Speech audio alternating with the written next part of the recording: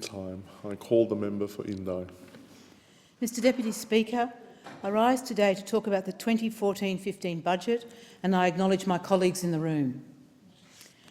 I begin by summarising the results of my budget impact tour, the process I have undertaken to listen to my constituents during this budget process.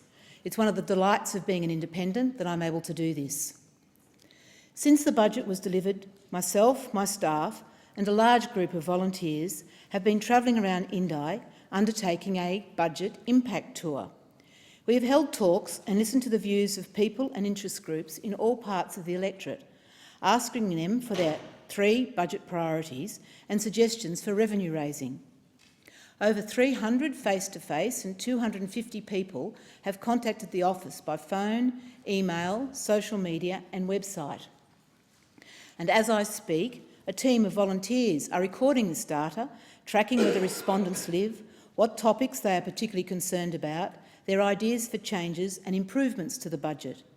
I anticipate that the full detailed report will be available in early June. And in the meantime, I am using the material gathered during this tour to strongly represent my constituents in this place. I am making speeches, moving amendments to budget bills, negotiating with parliamentary colleagues, staff and crossbenchers. So what have the people of Indi been saying? We have heard positive things about the budget, especially about the government's move to reduce debt and the deficit and build strong road infrastructure. Generally speaking, the people of Indi believe something had to be done. They were willing to tighten their belts and they recognised the role, indeed the responsibility of a new government to review long-term strategy and set direction. They appreciate that the government delivered on all their election commitments to the people of Indi, for planning for the Bright Hospital, for roads in the Indigo Shire, and together with the MP for Farrer, funding for the cardiac laboratory at Albury-Wodonga Health. They also acknowledged government funding for their election commitments to the Roads to Recovery program, Bridges for Renewal, the $100 million for mobile phone coverage, the $100 million for agricultural research and development, inland freight, rail planning money, and further funding for mental health and headspace. However, rural people do understand money, they understand budgets and they understand the need to economise. And there was no shortage of alternatives and additions that people offered to me to increase the revenue side of the national budget. But like many other communities in Australia, a significant percentage of the people were disappointed in the budget. They thought it had an urban bias, they thought it failed to take account of circumstances in country areas and regional cities, they thought it fell heavily on the shoulders of the poor, and they thought it lacked a strategic vision for the future of the nation. They specifically mentioned the social impacts of the budget on low and middle income families, older people, and especially on young people seeking work. And this was because of the impact of the fuel excise, the GP co-payment, reduction in council funding, decreases to pensions, changes to Centrelink payments, long-term cost shifting in health and education funding, increase in defence spending, and the deregulation of university fees and the increase in costs to students. These are serious concerns, and I will be talking about these extensively with all my parliamentary colleagues, particularly those in the Senate. However, in this speech, I would like to focus on the impact on rural and regional living and on young people. In country areas, access to communication infrastructure is essential, and the government's telecommunications budget allocation failed to acknowledge the complexities for regional living. Instead, NBN coverage and quantity of coverage has been reduced. $100 million for mobile phone towers is not nearly enough. Research indicates that $100 million will at best only pay for an estimated 200 to 250 new or upgraded mobile sites across the whole country. In Indi alone, my local council estimates that 200 to 200 mobile phone black spots towers are needed, and many of these are needed in areas severely impacted by the bushfires, and many are needed for long-term safety of the residents.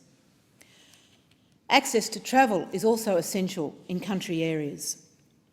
The fuel excise will impact on all people who live in rural and regional Australia, but particularly so on those who do not have access to public transport. To live their lives, to earn, to learn, to live for the country, as the Treasurer has asked us, we must drive.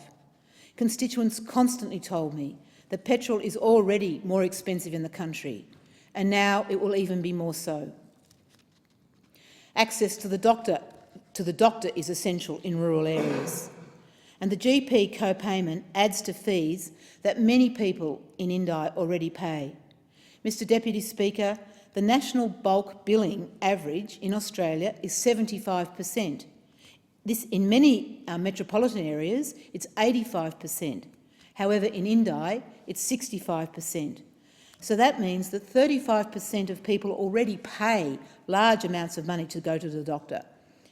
So the compound effect of these fees for GP visits, for medicines, for blood tests and x-rays will be significant, and particularly for people on fixed incomes, such as our older people. In rural areas, local government services are also essential. The National Local Government Grants program was designed specifically to make up the shortfall in funds for rural and regional councils have over and above their other revenue streams. It enables them to provide services to meet their metro cousins. The freeze on indexation of the payments to council will mean that rates will have to rise or services decrease. The importance of council in rural and regional areas cannot be underestimated. And while it's true that many in Indi accept that something had to happen, there was a strong consensus that from a social perspective, the collective impact of these policies will impact most severely on rural and regional living. Mr Deputy Speaker, support for young people in rural and regional Australia is essential.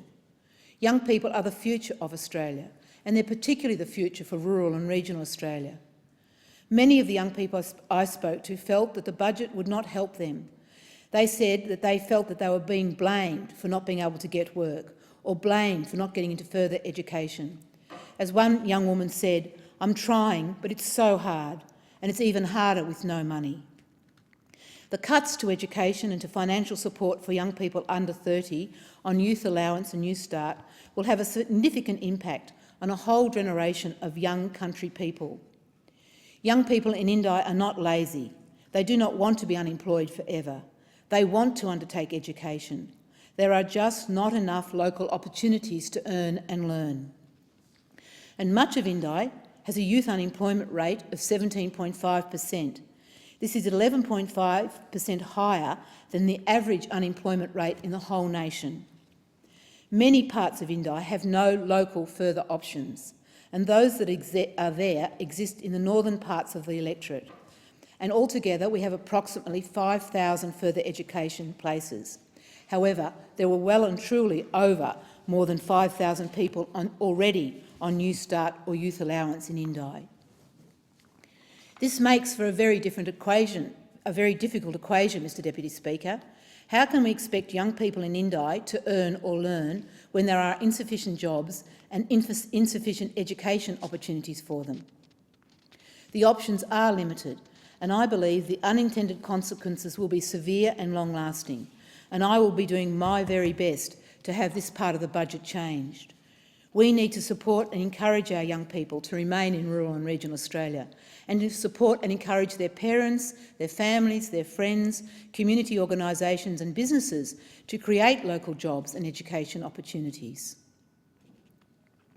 There are solutions to many of the issues identified, and many people in Indi were keen to be part of a national discussion.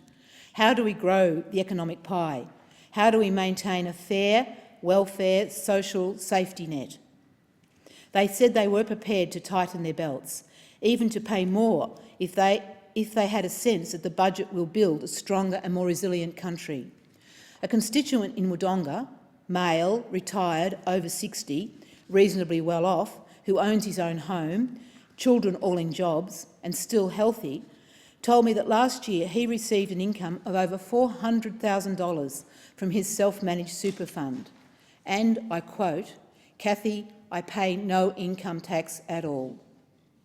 That's just not right. And I agree. He was one of a number of people who were happy to discuss with me how they personally would be willing to pay more for their fair share. With this feedback, yesterday I moved an amendment to the debit tax levy that it be extended to 2020-21, as I too believe that people with more, such as myself, should pay more. And how disappointing, Mr Deputy Speaker, how disappointing that the government and opposition voted against this amendment. In Indi, we listened and we heard the diversity of voices that can be found across rural and regional Australia. Rural people don't like the ongoing blame game. They don't like hearing that it's always someone else's fault.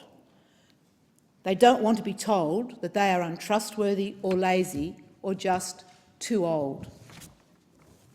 The resounding message from my budget impact tour was that people want their government to give them genuine leadership and vision, especially in rural and regional areas where they live. Australians are looking forward to a debt-free future, but not at the cost of a lost generation of rural youth, not at the cost of viable regional communities, not at the cost of equality, and certainly not at the cost of disengagement from the political system. I do believe that many of the social aspects of this budget are unfair, especially for rural families. I also believe this budget has the knowledge and the talent to offer better, more fair alternatives. To both sides in this public place, my constituents ask that you please stop focusing on the past, that you stop focusing on blame and negativity. It makes people feel disengaged from this place. It does not build this country. My constituents ask that we start working together, as both sides of the House, you proved today, to my enormous disappointment. You proved you could come together and work to block my amendment in this House. My amendment would have made more money available from those who are able to pay. My constituents ask that we work harder and we work better together for this country, because we know we can do better. We know we must do better.